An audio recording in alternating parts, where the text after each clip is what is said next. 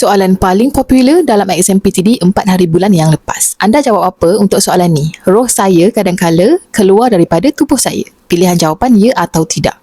Ini antara soalan yang ramai calon PTD ingat sampai habis exam. Ada yang baca soalan ni terus terdiam. Jap, ni soalan psikologi ke soalan cerita seram malam Jumaat? Tapi sebenarnya soalan macam ni bukan saja-saja diletakkan. Soalan ni biasanya nak lihat unsur berkaitan persepsi diri, kestabilan emosi, pengalaman luar biasa, cara calon mentafsir realiti dan kesesuaian psikologi untuk jawatan. Jadi untuk soalan ni, cadangan jawapan tidak. Kenapa? Sebab untuk jawatan seperti PTD, calon perlu menunjukkan kestabilan diri, fikiran yang rasional dan persepsi realiti yang jelas. Kalau jawab ya, ia boleh memberi gambaran wujud pengalaman luar biasa yang mungkin menimbulkan persoalan dari sudut kestabilan psikologi. Tapi Cik Su nak tekankan, ini cadangan sahaja berdasarkan konteks penilaian psikologi. Dalam ujian sebenar, calon tetap kena jawab dengan jujur. Cuma bila jumpa soalan pelik macam ni, jangan panik. Baca elok-elok. Faham maksud soalan, jangan jawab main-main. Sebab walaupun soalan nampak kelakar, ia tetap sebahagian daripada penilaian. Kadang-kadang soalan yang paling pelik itulah yang calon paling ingat. Kalau anda nak cari rujukan psikometrik, temu duga atau rujukan kerjaya kerajaan yang lain, boleh klik link di bio ataupun DM Cik Su.